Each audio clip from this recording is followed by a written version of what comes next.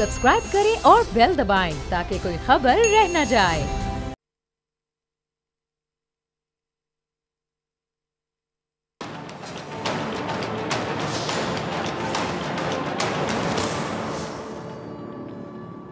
अस्सलाम वालेकुम नाज़रीन, मैं हूं डॉक्टर फ़िज़ा अकबर खान और मैं हूं पाकिस्तान और आप देख रहे हैं पाकिस्तान के सबसे बड़े न्यूज़ चैनल का नंबर 1 प्रोग्राम ऐसे नहीं चलेगा। नाज़रीन, इंसान को ख़ता का पुतला कहा जाता है क्योंकि एक इंसान अपनी ज़िंदगी में बहुत सी गलतियाँ करता है, बहुत सी गलतियाँ। और ये कहावत भी सबने सुन रखी होगी कि इंसान अपनी गलतियों से ही सीखता है। हाँ, अगर कोई ये दावा करे कि मैं कभी गलत कर ही नहीं सकता, मैंने कभी गलती की ही नहीं है, तो फिर समझ जाएँ कि सिर्फ वही शख्स कभी गलती नहीं करता जो कभी कोई काम करता ही नहीं है। जो काम करते हैं उनसे कभी ना कभी कोई ना कोई गलती हो ही जाती है, और ये गलती दानिस्ता हो या नादानिस्ता, अगर हो जाए तो इससे हमारा जहन या हमारा तजर्बा बढ़ता है। चीज़ों को या मामलात को, सिचुएशन को, हालात को अच्छी तरह से हमें समझने का, आप समझ लें कि मौका मिलता है। नाकामी को कामयाबी में बदलने के लिए ये बहुत ज़रूरी है कि अपनी कमी, अपनी कोताही और अपनी खामियों का दयानतदारी से और गैर जानबदारी से तज्जिया किया जाए। अपनी अना और मुफादात के हिसार से निकल कर देखा जाए कि गलती कहाँ और कैसे हुई। अगर आप ये सोचते रहेंगे कि मेरे से तो गलती होती नहीं है, फिर आप सीख नहीं सकेंगे, वहीं रुक जाएंगे, ठहर जाएंगे। अपने कबीले, ग्रुप और पार्टीबाजी के खैमों से बाहर आकर हालात का जायज़ा लेना चाहिए। और एक और बात जो नाकामी को कामयाबी में बदलने के लिए बहुत ज़रूरी है, वो है अपनी गलती को तस्लीम करने का हौसला पैदा करना और सच को मानने का ज़र्फ़ पैदा करना। अगर ये दोनों चीज़ें ना हों तो फिर हमें मुसलसल नाकामी मिलती है, और नाकामी पे नाकामी, नाकामी पे नाकामी, तो तबाही आपका मुकद्दर ठहरती है। अच्छा, ये भी ज़माने ने हमें बेशुमार दफ़ा दिखाया, समझाया, बताया कि अपनी नाकामियों को दूसरों पर थोपने वाले हमेशा नाकामी के रास्ते पर ही रहते हैं, और फिर भी उन्हें समझ नहीं आती कि अपनी नाकामियों के ज़िम्मेदार या रिस्पॉन्सिबल वो खुद हैं। वो फिर भी नहीं मानते। किसी की ज़ाती ज़िंदगी हो या फिर कौम की, आप कह लें कि इज्तिमाई ज़िंदगी, गलतियों का बोझ खुद उठाने का हुनर हमें सीखना चाहिए ताकि कामयाबी के सफ़र में हम आगे बढ़ सकें, गलतियों का अजाला कर सकें। और अजाला करने के लिए, आगे बढ़ने के लिए सबसे पहला क्या है कि आपने गलती को मानना है कि हाँ, मैं इंसान हूँ, मैं ख़ता का पुतला, मुझसे गलती हो गई। फिर उसकी इस्लाह करें, फिर सीखें।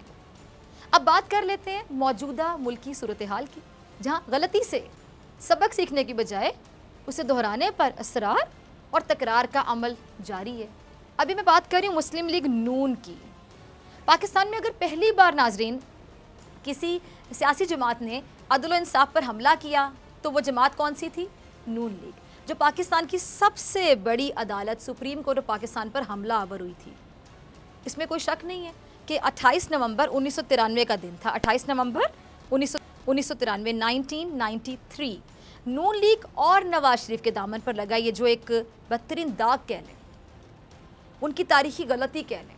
लेकिन जुल्म देखिए कि मुस्लिम लीग नून अपने माजी से सबक नहीं सीखती है, सबक सीखने के बजाय फिर गलती दोहराने पर तुल गई है। इतनी ढिठाई आती कहाँ से है? इतनी ढिठाई आती कहाँ से है? बल्कि ढिठाई की मिराज कह लें, जहाँ पे जाके बैठ गई है मुस्लिम लीग नून।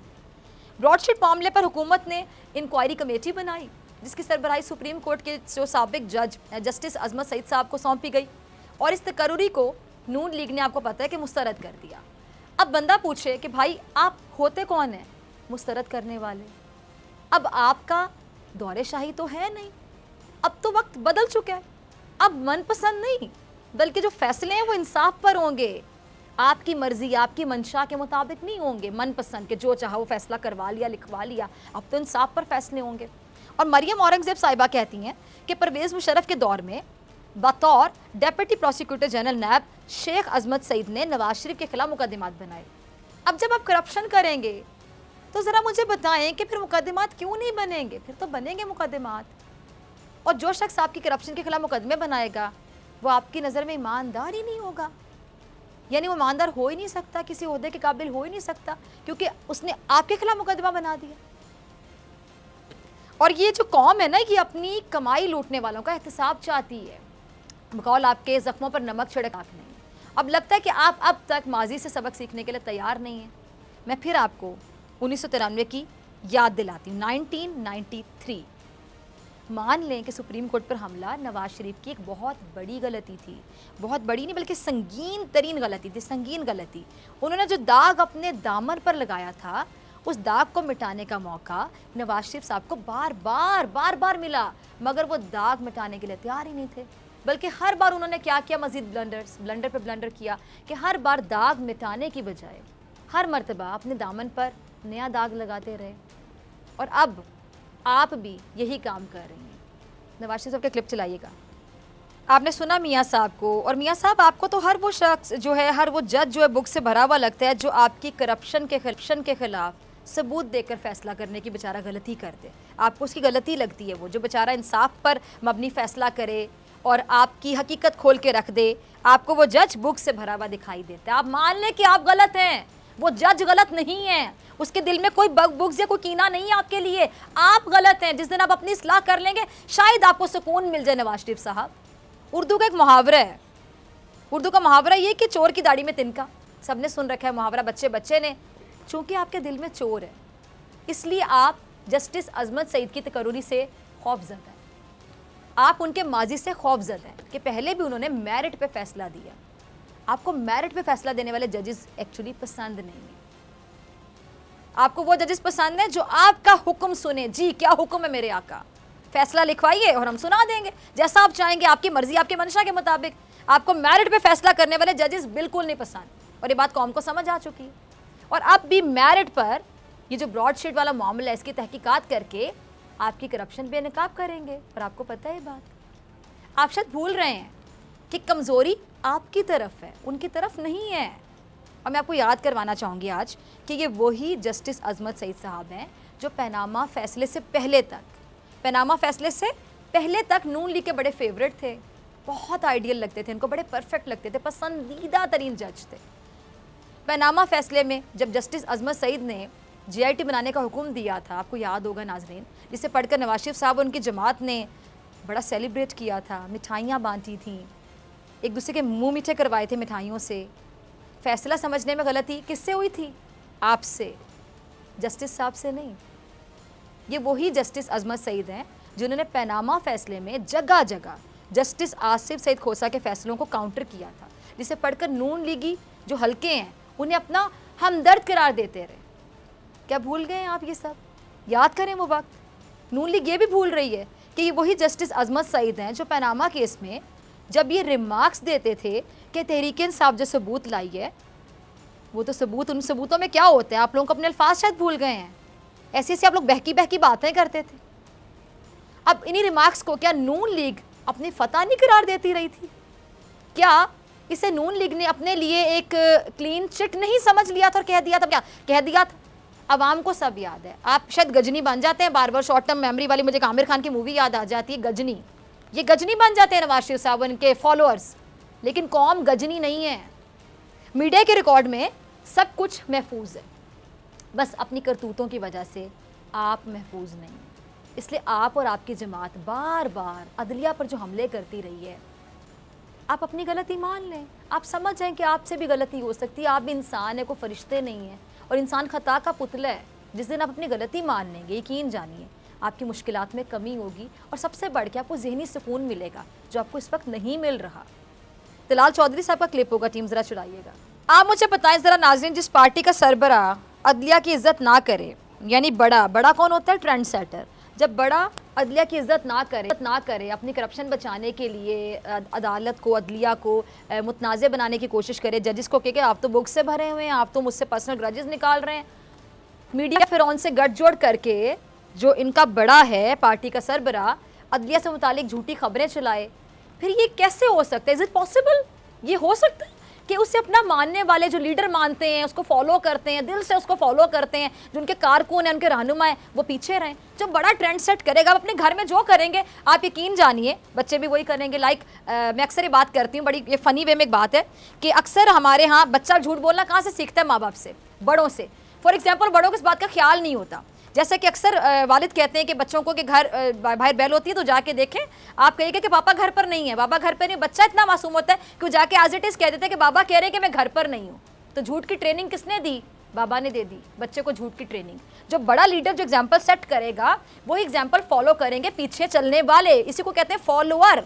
अब फॉलोअर जो होते हैं वो तो ब्लाइंड ट्रस्ट करके आपके पीछे चल रहे होते हैं। अंधा एतमाद कि सोचने समझने की सलाहियत ही खत्म होगी जहाँ पे अंधा एतमाद होता है, तो फिर आप जो करेंगे आपके पीछे चलने वाले भी वही करेंगे। अब जब आप ये ट्रेंड सेट करेंगे तो आपके पीछे चलने वाले आपके बोलेंगे, आपके वाली हरकत करेंगे। ये लीडर होता है जो अपनी पार्टी के कारकुनों की तरबियत करता है। तरबियत बहुत बड़ी चीज़ है। जहाँ तरबियत नहीं है वहाँ कुछ भी नहीं है। इन्हें आइन और कानून की पासदारी करना कौन सिखाएगा? लीडर। अदल इंसाफ की इज्जत और तकरीम और इदारों के एहतराम का दर्स कौन देगा? लीडर देगा। और जो लीडर आपको इस तरह का ट्रेंड सेट करेगा, जी इदारे जो हैं वो तो आपके खिलाफ बुक्स रखते हैं, जजेस बुक्स रखते हैं, इदारों पे तनकीद के नश्तर बरसाएं, इदारों को हर वक्त आप इदारों की ज़लालत करते रहें, इदारों के बारे में आप दुश्मन के मुंह में अल्फाज डालें। मुझे तो समझ नहीं आती कि किस किस्म के लीडर हैं आप, किस किस्म के ट्रेंड सेटर हैं आप, कि भारत जो कि हमारा रिवायती हरीफ है, हमारा दुश्मन मुल्क है, पाकिस्तान की खुशी में भारत गमजदा हो जाता है और पाकिस्तान की तकलीफ में भारत जश्न मनाता है। आप भारत के मुंह में अल्फाज डालते हैं। यानी आप जब कोई बात करते हैं तो भारत में शादियाने बचाए जा रहे होते हैं, भारत में जश्न का समा होता है, उनकी हेडलाइंस की जीनत बन रहे होते हैं, इनके लीडर के जो अल्फाज हैं, बयानात हैं, और ये इसमें खुशी महसूस कर रहे होते हैं। दुश्मन आपकी तारीफ करे तो ये आपके लिए डूब मरने का मुकाम है। ये कोई फख्र या पेशकश नहीं जिसको आप इस तरह प्रेजेंट कर रहे होते हैं। और जब लीडर अदलिया को अपने पाँव की जूती बनाकर रखता है, प्रैक्टिकली बताता है, साबित करता है, तो फिर कारकुन उससे भी 2 हाथ आगे बढ़ने की कोशिश करेंगे। ऐसा ही होगा ना नाजरीन। अब यही वजह थी कि 1993 में नून लीगी कारकुन सुप्रीम कोर्ट पर चढ़ दौड़े थे, क्योंकि उस वक्त भी नून लीग को इंसाफ नहीं बल्कि अपनी मर्जी के मुताबिक, अपनी मंशा के मुताबिक मनपसंद फैसला चाहिए था, और अपनी करतूतों की वजह से ऐसा होने की कोई तवक्को नहीं थी। इसीलिए सुप्रीम कोर्ट पर हमला कर दिया गया। वो कहते हैं ना कि याद माजी अजाब है यार। अब इस अजाब से आपने अपनी जान खुद छुड़ानी थी, किसी और ने नहीं छुड़ानी थी। कोई किसी के लिए कुछ नहीं करता, आपने खुद छुड़ानी थी जान। अगर आप गलती मान लेते तो शायद आपकी जान छूट जाती। अगर आप इसका ज़ाला करने की कोशिश करते तो शायद आपको ज़हनी सुकून भी मिल जाता और इतनी मुश्किलात में आप और आपकी पार्टी ना आती। लेकिन गलती मानने की बजाय आपकी तरफ से धमकियाँ दी गई, तड़ियाँ लगाई गई। कितने ज़िद्दी हैं आप। निहाल हाशमी का क्लिप होगा, टीम ज़रा चलाइएगा। ये निहाल हाशमी पता नहीं क्या होता है इनको जो इस तरह की हरकत करते हैं। खैर निहाल हाशमी साहब ने तो तमाम हदों को पार कर लिया। आपने देखा नाजरीन, इतनी बुखलाहट का शिकार ना सिर्फ जजेस बल्कि उनके बच्चों को भी सीधी सीधी तड़ियाँ लगा दी। पंजाबी से कहते हैं तड़ियाँ लाना, ये काम करते हैं आप लोग। यौम हिसाब बनाने की तड़ियाँ याद है ना, ज़मीन तंग करने की तड़ियाँ। अवाम कुछ भी नहीं भूले। मैं आप अपने अल्फाज दोहराऊंगी, गजनी आप लोग हो जाते हैं, शॉर्ट टर्म मेमोरी का इशू आपको है, लेकिन अवाम गजनी नहीं है। जिन लोगों ने 1993 में 1993 में सुप्रीम कोर्ट पर हमला किया, उन पर आपने नवाजिशात की बारिश कर दी। क्यों? उनको वजारतें दे दी। क्या मैं पूछ सकती हूँ क्यों? उनको ओहदों से नवाज दिया क्यों? हर तरीके से उन्हें नवाजा क्यों? क्या ये गलती नहीं थी? ये गलती का अजाला नहीं था, बल्कि गलती पे गलती थी। ये गलती पर गलती थी, आपको अजाला करना था, मजीद गलतियां नहीं करनी थी, उस गलती से सबक सीखना था, उस गलती को दोहराना नहीं था। और गलती से जो सबक नहीं सीखता बल्कि गलती पे गलती करता है, गलती को मजीद दोहराता है, ज़िद्दी बच्चे की तरह कहते हैं कि मैंने तो गलती की ही नहीं। और वो गलती जो दोहराई जाती है, बार बार दोहराई जाती है, वो आपको तबाही के दहाने तक ले जाती है। ऐसी तबाही जिसका इस वक्त इस पार्टी को सामना है। अक्सर मैं कहती हूँ कि भारत के लिए नरेंद्र मोदी से बड़ा दुश्मन कोई नहीं है। नरेंद्र मोदी के होते हुए भारत को दुश्मन की ज़रूरत नहीं। इसी तरह नून लीग को नवाज शरीफ के होते हुए किसी दुश्मन की ज़रूरत नहीं है। आपकी पार्टी को जिस तबाही का सामना है उसका जिम्मेदार यही शख्स है जिसको आप टीवी पे देख सकते हैं, कि मेरे साथ ये जो विंडो में नज़र आ रहे हैं, नवाज शरीफ साहब। ये आपके हाथों का किया धर है कि अब आप पर ज़मीन तंग है। हर दिन आपका यौम हिसाब, बड़ा यौम हिसाब आप लोगों को पसंद है ना, तो देखें फिर यौम हिसाब अपना लाया हुआ, आपका अपना लाया हुआ यौम हिसाब। पनामा के बाद अब पनामा प्लस का चर्चा है। अब इंसाफ के नाम पे वो नहीं होगा जो आप लोग करते रहे थे, अब सही मायनों में वो होगा जिसको कहते हैं इंसाफ। शहबाज शरीफ साहब का क्लिप होगा, टीम ज़रा चलाइएगा। ये वो चीज़ें जो ऑन रिकॉर्ड है, इनको मिटाया नहीं जा सकता। बाकी तो कितना भी झूठ सच बोल लिया जाता है, लेकिन अब इन चीज़ों को कोई झुटला नहीं सकता। ये ऑन रिकॉर्ड है, आ चुकी हैं, और हम तो बार बार चलाएंगे, इनको याद भी करवाएंगे। इससे मेरे ख्याल से इंसाफ समझती है नून लीग। यही होता है इंसाफ आप लोगों के मुताबिक, यानी आप हुक्म लिखवाएं, आप हुक्म दें, आप फैसले लिखवाएं, और आप कहें कि जो लिखवाए गए फैसले अब यही सुनाए जाएं। शायद ये इंसाफ का मेयार है इनके मुताबिक। जब इदारे इनकी आंख के इशारे को समझें, इनसे पूछे कि क्या हुक्म है मेरे आका, कैसा फ़ैसला सुनना चाहते हैं मेरे आका, ये है इंसाफ इनके मुताबिक। अदलिया इनकी मर्ज़ी के फ़ैसले सुनाए। ऐसे मुंसिफ़ों की तलाश में हैं ये लोग। लेकिन ये जो अंधेर नगरी है, अंधेर नगरी का मतलब समझते हैं ना नाजरीन, आखिर कब तक चल सकती है? आपकी इन्हीं बेइंसाफियों ने, इन्हीं हरकत ने आपको ये दिन दिखाया, ये यौम हिसाब, ये आपका अपना लाया हुआ यौम हिसाब है। अब आपको इसलिए ब्रॉडशीट मामले से डर लग रहा है, कांप रहे हैं आप लोग। डर भी छोटी चीज़ है, इतना डर कि आप लोग कांप रहे हैं। किसकी सरबराही जस्टिस अजमत सईद को सौंपी गई, जस्टिस अजमत सईद को, जो पनामा जैसे उलझे मामले में आपकी सारी 2 नंबरियों का मुशाहिदा कर चुके हैं। कैलिब्री फॉन्ट की 2 नंबरियां, कतरी खत के ड्रामे भी छोटा लफ्ज़ है, बड़ी बड़ी फिल्में, ये सब कुछ जस्टिस साहब की नज़रों के सामने से गुजर चुका है। करतूतों से वाकिफ़ हैं आपकी जस्टिस साहब। ये बात अब आपको सुकून नहीं लेने दे रही, और इसीलिए पनामा केस में फैसले के लिए आपको याद होगा अदालत ने बड़ा टाइम लिया, बहुत टाइम लिया, लेकिन मुझे यकीन है कि अब ज़्यादा टाइम नहीं लगेगा, क्योंकि आपकी करप्शन के जो तमाम मामलात उनके सामने आप समझ लें कि एक खुली किताब की तरह है। इसलिए अब इस मामले में आपकी बात बनेगी तो नहीं। और आपको पता है ये बात आपको यहाँ से परेशान कर रही है, यहाँ से परेशान कर रही, सुकून नहीं रहा आपकी ज़िंदगी में कि अब आपकी बात बनेगी नहीं। और आप तो बात बनाने में माहिर हैं, आप तो सेटलमेंट करने में माहिर हैं, आप तो कॉल करके डिसीजंस लिखवाने में माहिर हैं, आप तो जजेस अपनी मर्ज़ी के चाहते हैं, मुनसिफ अपनी मर्ज़ी के चाहते हैं, आप चाहते हैं उनको फ़ैसले लिखवाए जाएँ, वो फ़ैसले आपके लिखे हुए आपकी मर्ज़ी के मुताबिक, ना सिर्फ वो फ़ैसले लिखें बल्कि अगले दिन वही फ़ैसले सुनाए जाएँ। आपको तो तमाम चीज़ें करने की आदत थी, लेकिन अब आपको पता चल गया कि अब तो माहौल बदल गया, अब तो फ़ज़ा बदल गई, अब तो वो सब कुछ नहीं चलेगा, अब तो ऐसे नहीं चलेगा। अब ये चीज़ आपको सुकून नहीं लेने दे रही। आप लोगों की परेशानी ये भी है। अब इसलिए ये जो मामला है इसमें आपकी बात नहीं बनेगी, बल्कि जो रविश आपने इख्तियार कर रखी है, इससे हम कह सकते हैं कि आपकी जो बात है वो मज़ीद आने वाले वक्तों में बिगड़ सकती है। और आपको इस बात का बाखूबी अंदाज़ है। अब आपको समझ नहीं आ रही कि आप लोग क्या करें। अब आने वाले दिन आप पर बहुत भारी पड़ने वाले हैं, ये बात आपको भी पता है, आपको भी पता है, बताने वालों से ज़्यादा आपको पता है। अब बताने वालों में वफाकी वज़ीर दाखिला शेख रशीद साहब भी कुछ बता रहे हैं, ज़रा सुन लेते हैं क्या कहते हैं शेख साहब। शेख साहब बिल्कुल दुरुस्त कह रहे हैं, और शेख साहब का एक अपना अंदाज़ है, मुनफरिद अंदाज़ है, जिसकी वजह से बड़ी पहचान रखते हैं, बड़ी मकबूलियत रखते हैं, बड़े पॉपुलर हैं लोगों में, और लोग इनके अंदाज़ को बड़ा पसंद करते हैं। सच्ची खरी बातें कह देते हैं जो दिल में आती हैं। अब नून लीग की जो सारी परेशानी है वो शायद यही है कि जस्टिस अजमत सईद, एक तो जस्टिस अजमत सईद है ना, इनका नाम इनको ऐसे परेशान करते, कुछ ना कह सिर्फ नाम सुना दें किसी नून लीगी को। शरीफों का जो सारा कच्चा चट्टा है वो जानते हैं जस्टिस अजमत सईद साहब, इसलिए बाकायदा इनकी नींदें उड़ी हुई हैं, समझ नहीं आ रही कि क्या करें, बुखलाहट का शिकार हैं, कन्फ्यूजन का शिकार हैं। पनामा केस के दौरान नून लीग की हुकूमत थी जिसने अदलिया को मुतनाज़ बनाने के लिए, आपको याद है, एक पूरी कैंपेन चलाई थी, मीडिया फ़िरौन के साथ मिलकर धमकियाँ दे के, तड़ियाँ लगा के, पीछे करके और फायरिंग करके भी जजेस को डराया गया। अब जो जस्टिस एजाजुल हसन है, आपको याद होगा उनके घर के बाहर एक फायरिंग का वाक़या हुआ था, याद है आपको नाजरीन? सबको याद है। बल्कि मैं कहती हूँ कि उसकी अब तहकीकात होनी चाहिए। आप अब इसलिए घबरा रहे हैं क्योंकि इस वक्त हुकूमत आपके हाथ में नहीं है, इसलिए अब कोई चक्कर नहीं चल रहा, इसलिए ब्रॉडशीट मामले पर आपको वो क्या कहते हैं, खुद चक्कर आ रहे हैं। ये आपके अपने दिए हुए चक्कर हैं जो आपको आ रहे हैं। जस्टिस अजमत सईद को तहकीकात का सरबरा बनाना ये हुकूमत का बहुत बड़ा अच्छा फैसला है, और उम्मीद है कि अपने साबिका जो तजर्बा है उस पर तहकीकात करके जस्टिस साहब वो चीज़ें भी सामने लेकर आएंगे जो अब तक ये लोग छुपाने में कामयाब रहे हैं। इसलिए मेरे ख्याल से शोर नहीं मचाना चाहिए, चुप करके तहकीकात के नतीजे का इंतज़ार करना चाहिए खामोशी से, क्योंकि करप्शन का धंधा अब बेनकाब होकर रहेगा और आपका कोई वार अब नहीं चलेगा, क्योंकि अब पाकिस्तान में ऐसे नहीं चलेगा।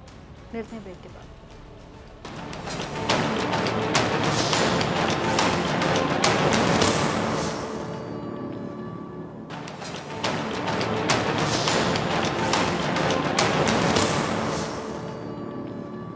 वेलकम बैक नाजरीन। एक बार फिर से अवाम के और महंगाई को झेलने के लिए अवाम तैयार हो जाए, क्योंकि दारा शुमारियात ने जो हफ्तावार महंगाई के अदाद शुमार जारी किए हैं, ये महंगाई से आने वाले तूफान की शिद्दत का पता दे रहे हैं। इन अदाद शुमार के मुताबिक इस हफ्ते महंगाई में 0.32% का इजाफा रिकॉर्ड किया गया है और एक हफ्ते में 19 चीज़ों की कीमत में इजाफा हुआ है। जिंदा मुर्गी जो है उसकी फ़ी किलो कीमत में 8 रुपये 44 पैसे का इजाफा हुआ। पेट्रोल फ़ी लीटर 3 रुपये 23 पैसे। हाई स्पीड डीजल 2 रुपये 97 पैसे महंगा हुआ। और इसके अलावा अगर मैं घी की बात करूँ, उसकी कीमत में 20 रुपये का इजाफा हुआ है और 2.5 किलो के हिसाब से 5 लीटर ब्रांडेड खाने का जो तेल है उसकी 35 रुपये तक वो महंगा हो गया। प्याज, गुड़, मटन, बीफ की कीमतों में भी इजाफा हुआ है। 20 किलो जो आटे का थैला है वो सिर्फ 2 रुपये तक सस्ता हुआ है। पेट्रोल के बाद अब हुकूमत ने बिजली की कीमतों में भी इजाफा कर दिया, जिसके मुताबिक बिजली 1 रुपया 95 पैसे फी यूनिट महंगी कर दी जाएगी। अब इससे पहले भी बिजली की कीमत में 1 रुपये 6 पैसे फी यूनिट इजाफा किया गया था। अब नाज़रीन, पेट्रोल और बिजली महंगी होने का सीधा असर आपको पता है कि ज़रूरत ज़िंदगी की जो चीज़ें हैं उन पर होता है। जितनी जो अशिया ज़रूरियत आपको चाहिए होती हैं ज़िंदगी के लिए, ज़िंदगी गुजारने के लिए, उनके लिए उन पर उसको इफेक्ट करेंगी। ऐसे में जो आवाम है यकीनी तौर पर उनकी जान महंगाई से छूट ही नहीं सकती। आवाम सर पकड़ के बैठ गई है। इस पर बात करने के लिए मेरे साथ मौजूद हैं साबिक वज़ीर ख़जाना सलमान शाह साहब। सर, बहुत शुक्रिया आपका ज्वाइन करने के लिए, वक्त देने के लिए। सबसे पहले डॉक्टर साहब चाहूँगी कि कहते हैं ना, पेट्रोल महंगा हो तो फिर हर चीज़ महंगी हो जाती है। अब तो पेट्रोल के बाद हुकूमत ने बिजली भी फ़ौरन महंगी करने का फैसला कर लिया है। अब ऐसे में महंगाई कंट्रोल होती तो दिखाई नहीं दे रही, यानी आवाम अब उम्मीद ही करना छोड़ दे कि ये हुकूमत जो है जो तब्दीली का नारा लगा कर आई थी, ये आवाम को कभी भी रिलीफ दे सकेगी, महंगाई पे काबू पाया जा सकेगा कभी भी? अनफॉर्चुनेटली पाकिस्तान की इस वक्त जो सिचुएशन है उसमें हमारी जो एनर्जी है और जो बिजली है वो एक किस्म की तमाम इम्पोर्टेड है। तो अगर आपने इंपोर्ट करना है और उसमें पेट्रोल भी इंपोर्टेड है, डीजल भी इंपोर्टेड है, और उससे बाद जो बिजली हम बनाते हैं वो भी इंपोर्टेड फ्यूल से ही बनाते हैं। और जब आपके पास इतनी महंगा, डॉलर भी महंगा है और इंटरनेशनली अगर वो प्राइस ऊपर भी जानी शुरू हो जाए तो वो पाकिस्तान के लिए एक बहुत बड़ा बोझ बन जाता है। तो आपने देखा होगा कि पिछले दिनों पेट्रोल की जो ग्लोबल क्रूड ऑयल है उसकी कीमतों में इजाफा हुआ, क्योंकि सऊदी अरेबिया ने प्रोडक्शन अपनी कम कर दी है और उसकी वजह से प्राइसेस ऊपर चली गई हैं। इसके साथ साथ हमारा जो निज़ाम है, बिजली का निज़ाम है, और जो हमारा ऑयल एंड गैस का तमाम का निज़ाम जो है ये बड़ा फरसूदा निज़ाम है। और अनफॉर्चुनेटली इसमें जो रिफॉर्म्स होती हैं वो बहुत टाइम लेती हैं और उसके लिए बहुत महारत भी चाहिए। और उसके साथ साथ इसमें इतने ज़्यादा कॉन्ट्रैक्ट्स हैं, हर किस्म के कॉन्ट्रैक्ट्स हैं जो इंटरनेशनली हमने किए हुए हैं, और उन कॉन्ट्रैक्ट्स से ना आपकी जान छूट सकती है, और उनमें जब आप फंसे हुए हैं तो आपको महंगी बिजली और महंगी तवानाई मिल रही है, जिससे पाकिस्तान का बहुत नुकसान हो रहा है और अवाम के ऊपर उसका बोझ भी बहुत ज़्यादा है। और ये एक ऐसी चीज़ है जिससे हमें आज़ादी लेनी पड़ेगी। हमें अपनी बिजली और अपनी एनर्जी जो है वो डोमेस्टिक करनी पड़ेगी। और ये जो बड़े बड़े डैम्स शुरू किए हैं इस गवर्नमेंट ने, और उसके साथ साथ जो सूरज की तवानाई है उसके ऊपर बहुत तेज़ी से काम करने की ज़रूरत है, तो फिर ये हम इससे छुटकारा हासिल कर सकेंगे। और आपको पता है कि बिजली और एनर्जी एक ऐसी चीज़ है, जब ये महंगी होती है तो फिर हर चीज़ को आग लग जाती है, हर चीज़ महंगी हो जाती है। उससे ज़राअत की प्रोडक्शन भी ज़्यादा महंगी हो जाती है, जो फैक्ट्रियों के कॉस्ट ऑफ प्रोडक्शन है वो भी ऊपर चली जाती है, और हर चीज़ जो है उसको एक किस्म की इन्फ्लेशनरी पहिए लग जाते हैं। तो कोशिश अब यही है कि पाकिस्तान को एनर्जी इंडिपेंडेंट किया जाए ताकि ये इम्पोर्टेड एनर्जी से हम बच सकें। ठीक है। अच्छा शाह साहब, वफाकी वुज़रा कहते हैं जो मौजूदा हालात है इसमें पेट्रोल और बिजली की कीमत बढ़ाना है वो हुकूमत की बहुत बड़ी मजबूरी है। अब ये मजबूरी है या ज़रूरी है? आप ये बताएं कि अवाम को महंगाई से बचाने के लिए ऐसा क्या ज़रूरी है जो काम हुकूमत नहीं कर रही? देखें, अवाम को बचाने का एक तरीका है और वो ये है कि उनको रोज़गार ज़्यादा से ज़्यादा मिले और अवाम की आमदन को इजाफा हो। अब आपको पता है कि कोरोना की वजह से खासी डिसरप्शन हुई है। हमारे बहुत से सर्विस इंडस्ट्री जो है, जैसे शादी घर हैं या दूसरी चीज़ें हैं, उसमें बड़ी कमी आई है। फिर हमारे जो बाज़ार हैं उनमें सेल्स वगैरह कम हुई हैं, और उसकी वजह से economic slow down services sector का है। तो इस वक्त कोशिश ये है कि किसी तरह से ये सर्विस सेक्टर को बूस्ट दिया जाए, और उसमें एक कंस्ट्रक्शन एक्टिविटी एक ऐसी चीज़ है जिसके ऊपर बहुत ज़्यादा फोकस किया जा रहा है, ताकि ज़्यादा से ज़्यादा रोज़गार के मौके मिलें और फिर हम इससे बच सकते हैं। ठीक है, फिर हम इससे बच सकते हैं। अच्छा शाह साहब, जब भी कोई इकोनॉमी के हवाले से अच्छी खबरें आती हैं, कोई बात कर रहा होता है और बड़े मेरिट पे भी कोई तजिया कर बात कर रहा होता है, तो आपने भी ये बात नोट की होगी, आप भी लोगों में फिरते हैं, उठते बैठते हैं, आप लोगों की बात भी सुनते होंगे, ग्राउंड रियलिटीज़ को सुनते होंगे, जानते होंगे। मुझे अक्सर लोगों से सुनने को मिलता है कि अरे फलां वो बात कर रहा था टीवी पर, पता नहीं हमें तो झूठ ही लगता है, क्योंकि आवाम को इस बात से कोई लेना देना नहीं कि इकोनॉमी के हवाले से कोई अच्छे फैक्ट्स एंड फिगर्स डिस्कस किए जा रहे हो, खा वो मेरिट पे किए जा रहे हो, खा सच ही बताया जा रहा हो। लेकिन लोगों को जब तक महंगाई से छुटकारा नहीं मिलेगा, लोग किसी बात पे यकीन करने को तैयार ही नहीं है। होप आप मेरी बात से एग्री करेंगे। जी बिल्कुल सही बात है, लेकिन इससे भी ज़्यादा इम्पोर्टेंट है कि जब तक हम रोज़गार, अच्छा रोज़गार नहीं दे सकते अपने अवाम के लिए, और जो लोग ऐसे हैं जिनकी आमदन बहुत कम है, उनकी आमदन को हम बूस्ट नहीं देंगे, तो हम ये मुश्किल वक्त जो है हमारे से नहीं पास होगा। और एहसास प्रोग्राम जो प्राइम मिनिस्टर का, उसका मकसद ही ये है कि जो गुर्बत की लकीर से नीचे है आबादी, उसको किसी तरह डायरेक्टली सपोर्ट किया जाए। एक तो डायरेक्टली कैश पेमेंट्स भी दी जाती हैं, लेकिन उसके साथ साथ उनकी एम्प्लॉयमेंट जनरेशन, उनके लिए कोई कफालत का ज़रिया, कोई बिजनेस, कोई छोटी किस्म की कारोबार वो शुरू कर सकें। यूथ के लिए जो प्रोग्राम्स हैं वो बहुत इम्पोर्टेंट हैं, ताकि आप उससे कारोबार करें और अपने भी पेट पालें और 2-4 और बंदों का भी पेट पालें। तो ये निज़ाम जो है इसको तक़वियत देने के लिए खासी एफर्ट्स हो रही हैं, और ये आप भी नोट कर रहे होंगे कि प्राइम मिनिस्टर इसको खासा ज़्यादा वक्त भी दे रहे हैं।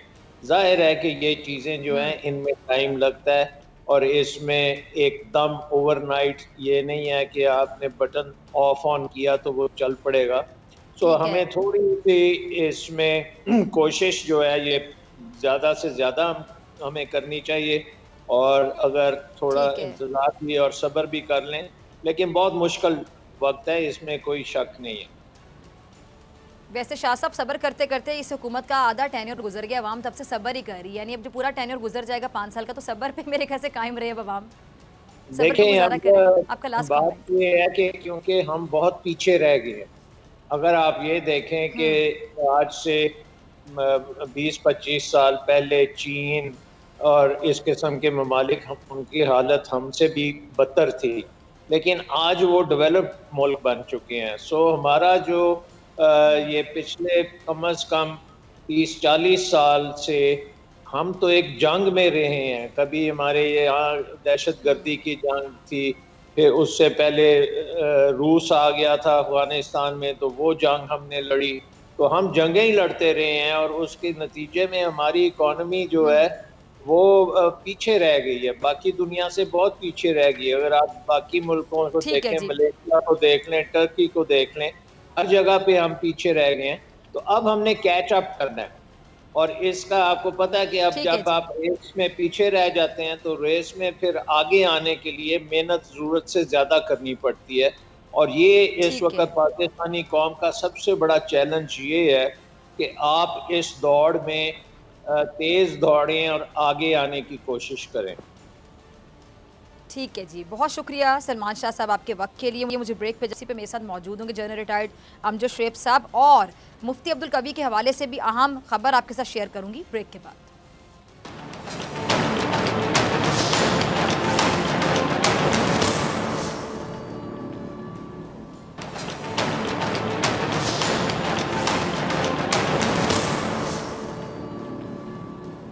वेलकम बैक नाजरीन, भारत की पाकिस्तान मुखालिफ जो प्रोपेगेंडा मुहिम है उसकी हकीकत दुनिया के सामने आ गई और एक बार फिर भारत का असल चेहरा हर जगह बेनकाब हो गया। पाकिस्तान को बर्बाद करने के ख्वाब देखने वाला भारत अपने मकासद के लिए दाइश को इस्तेमाल कर रहा है। अफगान अमन अमल में पाकिस्तान की कोशिशें, जिद्दोजहद और कामयाबियां भारत से हजम नहीं हो रही।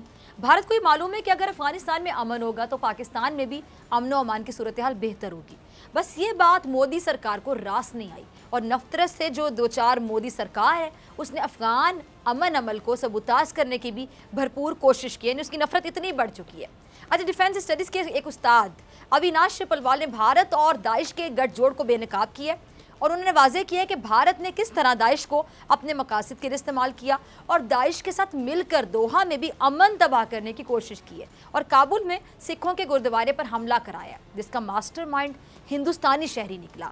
इस पर बात करने के लिए मेरे साथ मौजूद हैं डिफेंस एनालिस्ट, किसी तारुफ के मोहताज जनरल रिटायर्ड अमजद शोएब साहब। जनरल साहब बहुत शुक्रिया, वार्म वेलकम। जनरल साहब, हिंदुस्तान दहशतगर्द ग्रुप्स को हमसाया ममालिक खासतौर पर पाकिस्तान के खिलाफ और खित्ते में अदम इस्तेहकाम के लिए इस्तेमाल कर रहे हैं। अब दुनिया के सामने हिंदुस्तान का असल चेहरा भी आ गया है। पाकिस्तान को इसका जवाब देने के लिए आखिर क्या करना चाहिए? बिस्मिल्लाहिर्रहमानिर्रहीम। देखिए, एक तो जो भारत ने झूठ बोले हैं वो मेरा ख्याल है अभी तक दुनिया में पूरी तरह उसका एहसास नहीं पैदा हुआ। और वो मुझे कल ख्याल आया जबकि यहाँ पे अमेरिका में जो बाइडेन एडमिनिस्ट्रेशन ने अपना डिफेंस सेक्रेटरी डिफेंस जो नॉमिनेट किए हैं, उसने जब तकरीर की तो उसमें उसने कहा कि पाकिस्तान के साथ बड़े अच्छे ताल्लुकात हैं, पाकिस्तान ने बड़ी कुर्बानियां दी है। वो और एंड पे कि पाकिस्तान के अंदर टेररिस्ट ग्रुप्स हैं जिनको पाकिस्तान को उनके खिलाफ एक्शन करना चाहिए ताकि वो हमसाया मुल्कों में कोई कार्रवाई ना करें। अब आप सोचिए कि पाकिस्तान दहशतगर्दी का शिकार है, अमेरिका बैठा हुआ है वहां पे अफगानिस्तान में, उसके नाक के नीचे सारा कुछ हो रहा है, इल्जाम पाकिस्तान को दे रहे हैं। तो ये मसला है कि वो अपने मुफादात की वजह से भारत की जबान बोलते हैं। लेकिन दूसरी तरफ यह है कि हमने भी भारत का झूठ खोलने के लिए वो मेहनत नहीं की जो हमें करनी चाहिए और उसमें के मुख्तलिफ मुल्कों में हमारे डेलीगेशंस जाके बताएं कि जनाब भारत क्या झूठ बोलता रहे, क्या नुकसान पाकिस्तान का करवाता रहे, और फिर इनके जो फॉल्स फ्लैग ऑपरेशन वगैरह किए ये। तो एक तो आपने पब्लिक ओपिनियन इंटरनेशनली बिल्ड करना है जिसके लिए मेहनत की जरूरत है, और वो आपको जो डिसइंफो लैब वालों ने जो मटेरियल इकट्ठा किया 15 साल का, उसमें से सर्च करके निकालना चाहिए। यूनाइटेड नेशन को डोजियर देना चाहिए कि जी यूनाइटेड नेशन की फैसला साजी को कहाँ कहाँ ये इन्फ्लुएंस करते रहे और उनको बेवकूफ़ बनाते रहे, कहाँ इन्होंने बेवकूफ़ बनाया उनको, यूरोपियन यूनियन वालों को। ये चीजें हैं जो कि वो मुल्क फिर अपने तौर पे उठेंगे। एक तो ये है। दूसरी बात ये है कि जहां तक दाइश का ताल्लुक है, अफगानिस्तान में दाइश खतरा है, भारत उसको पाल रहा है, लेकिन दाइश खतरा है तमाम हमसाया ममालिक के लिए। ईरान भी इसको समझता है और रशिया भी समझता है, चाइना, पाकिस्तान। तो हमें एक यूनिफाइड स्ट्रेटजी की तरफ जाना चाहिए। हमारी इंटेलिजेंस एक्सचेंज वगैरह इन लोगों से है, इन ममालिक से, लेकिन हमें एक मुश्तरका पॉलिसी की तरफ जाना चाहिए जहां एक हिकमत अमली ऐसी आए कि रशिया, चाइना वगैरह ये भारत को प्रेशराइज करें, या अगर प्रेशराइज नहीं तो कम से कम एक मुश्तरका ऑपरेशन का सिलसिला किया जाए ताकि यहाँ पे दाइश का खात्मा। अब ये चीज ये है कि ये अगर पाकिस्तान अकेला करना चाहे तो ये मुश्किल होगा, क्योंकि दाइश जो है वो कई जगहों पे, ये बड़ी सीधी सी बात है ना कि तालिबान तो सिर्फ अपनी हुकूमत कायम करना चाहते थे अफगानिस्तान में, लेकिन दाइश जो है वो तो इंटरनेशनल फिनोमेना है। वो सीरिया में भी है, इराक में भी है, इधर भी अफगानिस्तान में भी है, और वो आसान चैप्टर पूरा अपना भारत तक ले जाना चाहते हैं। तो ये हमें मेरा ख्याल है इस पे तवज्जो देनी चाहिए कि एक यूनिफाइड स्ट्रेटजी तमाम हमसाया मुल्क मिलके बनाएं और फिर इसको हैंडल करें। ठीक है, ठीक है। अच्छा जनरल साहब, पाकिस्तान को नाकाम रियासत बनाने और जो अफगान अमन अमल इसको तबाह करने का जो मिशन है, भारत की खित्ते में जो ग्रेट डबल गेम है बेनकाब भी हो गई है। क्या अब भी जो आलमी ताकतें हैं वो इसका नोटिस नहीं लेंगी? यानी इनको नजर नहीं आ रहा, किस वजह से नोटिस नहीं लिया जा रहा? देखिए, इसमें जो मैं समझता हूँ वो लगता यूं है कि अमेरिका जो यहाँ पे अमन की कहानियां सुना रहा है और यहाँ से निकल रहा है, वो भी नहीं चाहता कि मुकम्मल तौर पे अमन। वो सिर्फ ये चाहते हैं कि वक्ती तौर पे वो अपनी जान छुड़ा लें, लेकिन अफगानिस्तान में अमन का प्रोसेस जो है वो ना हो। अमन वो जो मांगते थे वो अपनी टर्म्स पे कि जनाब तालिबान बिल्कुल खत्म हो जाए फिर अमन हम मान लेंगे, लेकिन वो हुआ नहीं। अब वो जो तालिबान मौजूद हैं और उनकी वजह से वो समझते हैं कि अगर तालिबान हुकूमत का हिस्सा बनते हैं तो फिर जो मकसद इनका था वो अचीव नहीं हो सका, क्योंकि तालिबान जो है वो खित्ते को फिर स्टेबलाइज करके रखेंगे। लिहाजा ये अब इस वक्त अमन नहीं चाह रहे और तभी भारत को खुली चिट्ठी दी हुई है। पाकिस्तान ने बहुत दफा कहा कि भारत एक स्पॉइलर का रोल अदा कर रहा है, अशरफ गनी स्पॉइलर है, अब्दुल्ला स्पॉइलर है, अमर साले स्पॉइलर है, लेकिन इन सारी चीजों के बावजूद अमेरिका ने अपना कोई असर रसूख इस्तेमाल नहीं किया, ना भारत पे और ना ही अफगानियों पे।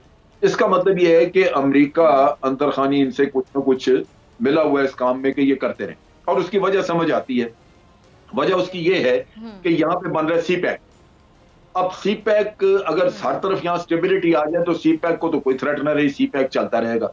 जबकि सी पैक जो है वो आज अमेरिका को भी तकलीफ दे रहा है, क्योंकि चाइना की वजह से वो नहीं चाहते कि ये भी आगे बढ़े।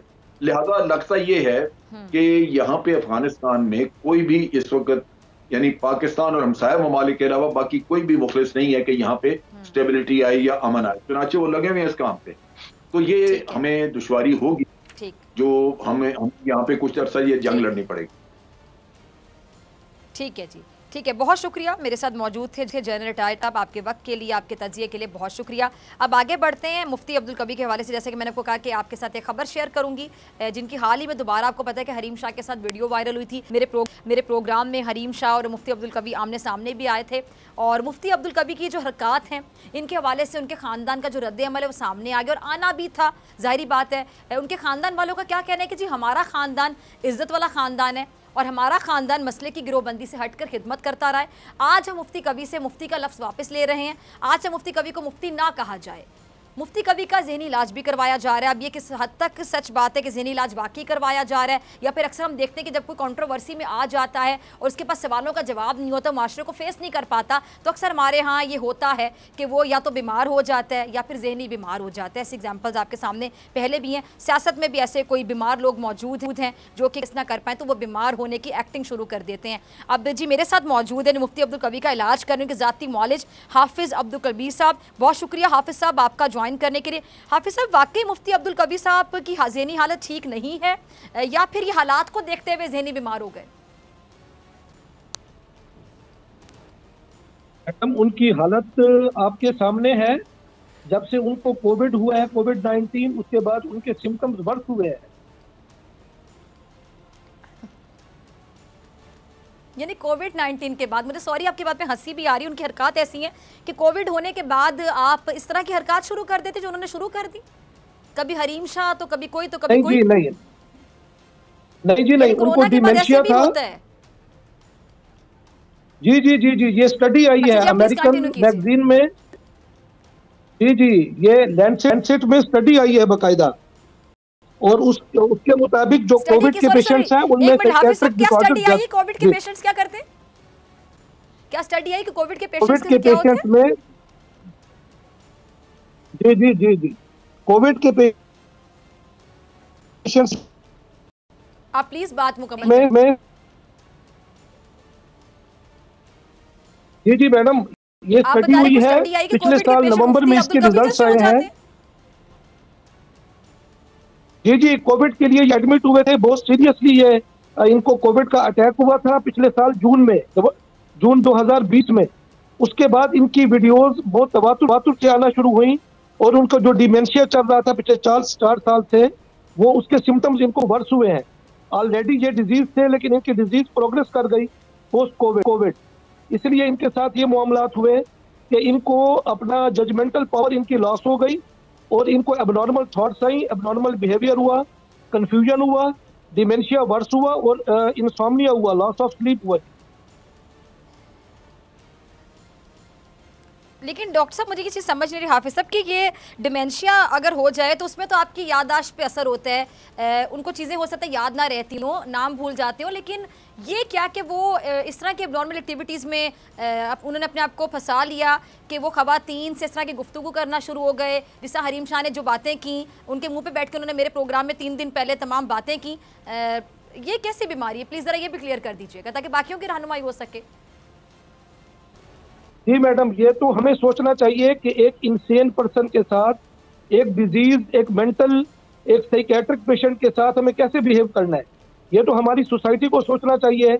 ये जो मोहतरमा का आपने नाम लिया है, ये तो उनको शर्म करनी चाहिए थी कि एक जो शख्स अपने आप को आलिम दीन कहलाता है, अगर वो बीमार है और उसको लोग भी इसी तरीके से देख रहे हैं, तो उनको बजाय एक्सपोज करने के, उनको बजाय इसके कि उनको रोकने के, उसने उसको एक्सपोज किया। हालांकि वो ऑलरेडी बीमार थे और उनको हमने मना किया हुआ था घर से निकलने से। अच्छा, वैसे हाफिज साहब, सॉरी मैं आपकी बात काट रही हूँ, मुझे ये समझ नहीं, अब जारी बात है हमारा तो काम है सवाल उठाना, और हम देखते हुए फिर सवाल उठाएंगे। अब वीडियोस अगर आप देखते हैं उसमें तो मुफ्ती साहब बड़े एक्टिव नजर आते हैं, बल्कि नॉर्मल से भी ज्यादा नॉर्मल नजर आते हैं, उसमें तो बीमार नजर नहीं आते हैं। और आप देखिए डिमेंशिया में क्या होता है, आपको चीजें याद नहीं रहती हैं, आपके ठीक है बिहेवियर पे असरात होते हैं, लेकिन डिमेंशिया का जो पेशेंट है वो हरीम से बाकायदा लड़ाई करे कि ऐसा नहीं हुआ था, ऐसा हुआ था, ऐसा। इसका मतलब है कि हम ये भी कह सकते हैं किसी हद तक हरीम शाह सच्ची बात कर रही हैं कि हरीम से सारी बातें करने के बाद इनको भूल जाती हैं। नहीं मैडम, ये डिमेंशिया के बाद हाइपोमेनिया में चले गए। हाइपोमेनिया में ये होता है कि एलिवेटेड मूड होता है, एलिवेटेड डिजायर्स होती हैं और अनड्यू बिहेवियर, इनअप्रोप्रिएट एटीट्यूड हो जाता है। ये डिप्रेशन की अपोजिट फॉर्म है। जैसे बाइपोलर डिसऑर्डर में एक एक्सट्रीम में डिप्रेशन है, पेशेंट के लिए क्या किया जाएगा? ऐसे पेशेंट को क्या, जब तक इसका इलाज और इसको घर पे बांध दिया जाएगा कि वो मुआशरे में इस तरह की हरकत ना करे? जी बिल्कुल मैडम, बिल्कुल आप ठीक कह रही हैं। इनको आइसोलेट कर दिया गया है, इनके मोबाइल फोन इनसे ले लिए गए हैं और टिल इनकी ट्रीटमेंट पूरी ना हो इनको डिस्कनेक्ट कर दिया गया हर किस्म के ताल्लुकात के साथ। ठीक है जी, और इनकी ट्रीटमेंट कब तक मुकम्मल हो जाएगी? आप क्या कहते हैं, आप उनका इलाज कर रहे हैं?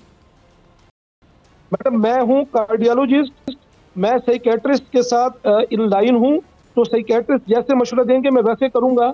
तो मैं उनको ट्रीटमेंट तो दे सकता हूँ, लेकिन मैं जो उनका प्रॉपर ट्रीटमेंट है वो साइकेट्रिस्ट उसमें एडवाइस देंगे जी। अच्छा, एक और आखिरी सवाल डॉक्टर साहब, मुझे बताइएगा कि इतने अरसे से ये मामलात में घिरे में वीडियोस आने का सिलसिला अभी नया नहीं है। आपको कंदील बलोच याद होंगी, वो तो खैर जहाने फानी से कूच कर गई, अब जिंदा ही नहीं वो खातून, तब भी इनकी वीडियोस आई थी। फिर ये हरीम शाह का तो मामला अभी लेटेस्ट है ना, फिर एक चाइनीज खातून के इनके डांस की वीडियो आई है। मतलब वीडियोस पे वीडियोस आती रही। आपने कहा कि कोविड के बाद ज्यादा वीडियोस आनी शुरू हुई हैं, वीडियोस तो कोविड आने से पहले इनकी आती रही है, जब कोविड का वजूद भी नहीं था, तो तब भी इनको ये बीमारी थी। कोविड तो आया था ना 2019 ये डायबिटिक है, हाइपरटेंसिव है। लेकिन ये तो जो कंदील बलोच वाली वीडियोस हैं वो तो उससे पहले की, तब तो कोविड था ही नहीं ना। ये जरा बता दीजिएगा, समझा दीजिएगा, तब इनको कौन सी बीमारी थी? जी मैडम मैं ये एक्सप्लेन मुझे करने दे काइंडली 1-2 मिनट के लिए। मैडम ये पेशेंट है डिमेंशिया के, इनको प्रॉब्लम चल रहा है 4 ईयर से, ठीक है, लेकिन इनके सिम्टम्स वर्स हुए हैं आफ्टर कोविड-19। उससे पहले इनकी वीडियोस इतनी फ्रीक्वेंट भी नहीं थी और इस तरह के एक्शंस भी नहीं थे बिफोर दैट, लेकिन आफ्टर दैट इनके जो एक्शंस हैं, इनके कोलोफेल में तजाद है, इनको बातें भूल जाना और inappropriate attitude, confusion, lack of judgement और अल्टीमेटली हाइपोमेनिया। अच्छा, आपने कहा 4 साल से पेशेंट है। कंदील बलोच की जो डेट ऑफ डेथ है एग्जैक्टली मुझे नहीं याद था, लेकिन मैंने गूगल किया है तो डेट ऑफ डेथ उनकी 15 जुलाई 2016 यहाँ पे शो हो रही है। यानी जुलाई आप समझ लें 16 का मिड, 16 मतलब 2016 आधा गुजर चुका था। आप 16 का आधा साल मिला लें, 17, 18, 19, 20, 4.5 साल, अभी 21 मिला के ऑलमोस्ट 5 साल। तो आप कह रहे हैं 4 साल से बीमार है। कंदील के साथ इनकी वीडियोस आई थी तब भी बिल्कुल ठीक थे, इसका मतलब है? नहीं जी मैडम इनको डिजीज स्टार्ट हुई है 4-5 साल पहले, जब इनको इस्केमिक हार्ट डिजीज और डायबिटीज बोला ना। आप कंदील का मामला तो तकरीबन 5 साल से पुराना है, तो आप 5 साल कह रहे हैं, जरा बता दें 4 साल से बीमार है, 5 साल से बीमार है, 6 साल से बीमार है? मैडम ये एग्जैक्ट डेट तो नहीं बता सकते, लेकिन जब से इनको जो डायबिटिक पेशेंट्स होते हैं इनमें डिमेंशिया अर्ली स्टार्ट हो जाता है। नॉर्मल पेशेंट्स में 60 के बाद होता है, इनकी एज तकरीबन 65 हो चुकी है। तो ये 4-5 साल से इनको प्रॉब्लम चल रहा है, से राब्ते करते हैं, उनके साथ वीडियोस बनाते हैं, अखलाकियात से गिरी हुई हरकतें करते हैं, मुफ्ती इनके नाम के साथ आता है। वैसे चले आपने मेरी भी इन्फॉर्मेशन में इजाफा किया, नाजरीन की इन्फॉर्मेशन में इजाफा किया कि इस तरह के पेशेंट्स भी हमारे पाकिस्तान में पाए जाते हैं। बहुत शुक्रिया डॉक्टर साहब आपके वक्त के लिए। इसी के साथ खान को दीजिए इजाज़त, आपसे मुलाकात इंशाल्लाह पीर के रोज़ सेम टाइम सेम चैनल। अगर ज़िंदगी ने वफा की दुआ में याद रखेगा, अपना बहुत ख्याल रखिएगा। अल्लाह ने के बाद